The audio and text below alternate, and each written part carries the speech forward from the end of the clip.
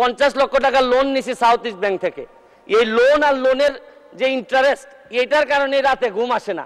মাননীয় প্রধানমন্ত্রী যে কিভাবে ঘুমাবেন এটা একমাত্র উনি জানেন। প্রায় 2.5 লক্ষ কোটি টাকার ঋণ উনার মাথার উপরে থাকবে সব সময়। 8,000 কোটি টাকার বাজেট, আকার বা প্রকারের সাথে আমার বিশ্বাসে ঘাটতি আছে এই বাজেটে। কিন্তু একটা জিনিসে আমার বিশ্বাসের ঘাটতি নাই, এটা থেকে এই বাজেট বাস্তবায়নে যিনি নেতৃত্ব দিচ্ছেন মাননীয় প্রধানমন্ত্রী জননেত্রী শেখ হাসিনার প্রতি আমার বিশ্বাস আছে যে যে ধরনের আকার প্রকারের বাজেটই হোক উনি অন্তত কোনো না কোনোভাবে আমাদেরকে সামনের দিকে নিয়ে সফল করাবেন, এই বিশ্বাসটুকু আমাদের আছে। মাননীয়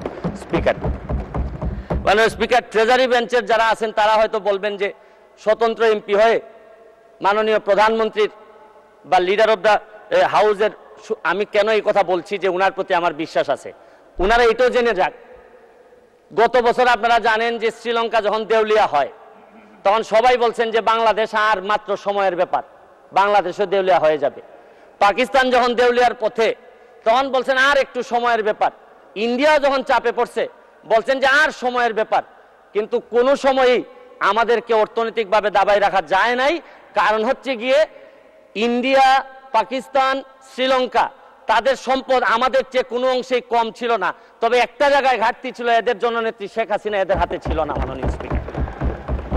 মাননীয় স্পিকার, আমি এইটার সাথে সাথে বাজেটের উপর কয়েকটা কথা বলতে চাই যে এই সরকারের কয়েকটা প্রেশার নেওয়া লাগবে।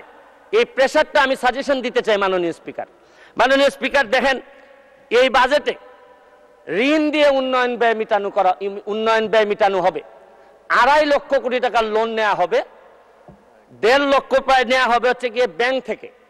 আমি মাননীয় প্রধানমন্ত্রী থাকলে বলতাম যে এমপি হওয়ার পর একটা গাড়ি কিনছি 1 কোটি টাকা দিয়ে, 50 লক্ষ টাকা লোন নিছি সাউথ ইস্ট ব্যাংক থেকে।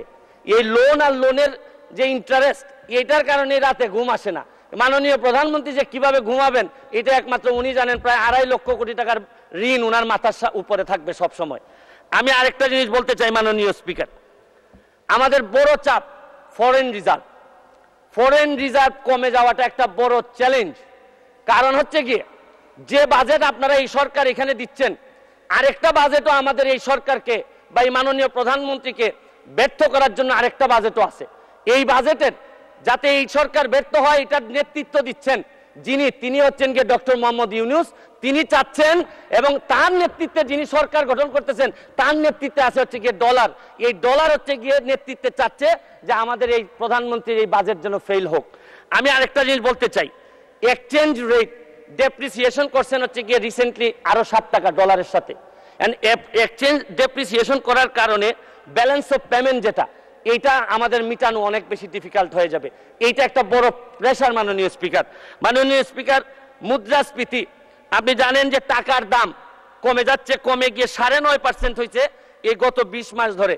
আপনাদের কাছে তো মাত্র একটা সংখ্যা 9.5%, কিন্তু ফিক্সড ইনকাম যারা করে, যারা নির্দিষ্ট বেতনে চলে, তারা জানে যে মুদ্রাস্ফীতি এই পর্যায়ে 9.5% দিয়ে সংসার চালানো কতটা কঠিন। এটা একটা বড় চ্যালেঞ্জ মাননীয় স্পিকার। আপনি তারপরে এই বাজেটের 2-3টা জিনিস আছে, ভালো সফলতা আছে এই সরকারের। আপনারা কি করলেন? আপনারা ইন্টারেস্ট রেট বাড়িয়েছেন, খুবই ভালো, এটা প্রশংসার যোগ্য। আপনারা মানি সাপ্লাই বাজার থেকে কমিয়েছেন, এইটাও একটা সংকুচনমূলক মুদ্রানীতি, রাজস্ব নীতি। এই রাজস্ব নীতি করতে গিয়ে, সংকুচন করতে গিয়ে সবই ঠিক আছে মাননীয় স্পিকার, কিন্তু আমরা নিজেরা এমপিদের উপরও সংকুচন শুরু হয়ে গেল। আমাদের গাড়ির উপরও 25% একটা প্রস্তাবিত বাজেটে চলে আসলো মাননীয় স্পিকার।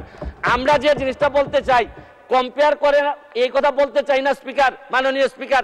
কাদের সাথে কম্পেয়ার করব আমরা? আমার এলাকায় যত অফিসার আছে সবাই এই সরকার গাড়ি দেয়, নতুন নতুন গাড়ি দেয়, আর আমাদের কিনতে হয়। তাও আমারে ট্যাক্স মওকুফ করার কথা 25% এখন দিতে হবে। কিন্তু আমি মাননীয় প্রধানমন্ত্রী হইলে বলতাম, গত পরশুদিন আমি তো গাড়ি পেয়ে গেছি মাননীয় স্পিকার। গাড়ি পেয়ে বলবেন আমি গাড়ি পেয়ে গেছি, আমারে তো কোনো ট্যাক্স নেয় নাই মাননীয় স্পিকার। তবে আমি মাননীয় প্রধানমন্ত্রীকে বলবো যে আমি যেহেতু ট্যাক্সবিহীন গাড়ি নিয়েই আসছি, আমার অন্যান্য কলিগরা তো আনতে পারেন নাই।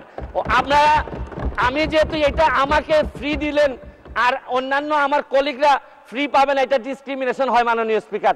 তারপরে আমি মহান সংসদে বলে দিচ্ছি, তারপরে যদি মনে করেন দেশের স্বার্থে 25% নিবেনই আমাদের উপর, যতই কষ্ট হোক, মানবতার মা উনি, উনার বিরুদ্ধে আমরা কোনো কথা বলতে পারবো না, হয়তো উনি দেশের স্বার্থেই বলেন, তারপরে বলবো যদি উনি নিশ্চিতি নিতেই চান তাহলে আমার টাকাটা আমি কথা দিচ্ছি যে উনি যেদিন বাজেট পাস করবেন এই 25% টাকা আমি নিজে নিয়ে এনবিআর এর কাছে দিয়ে আসবো মাননীয় স্পিকার। তাও আমি চাই না যে আমি যেটা পাইছি এটা আমার কলিগরা পাবে না, এটা হইতে পারে না মাননীয় স্পিকার।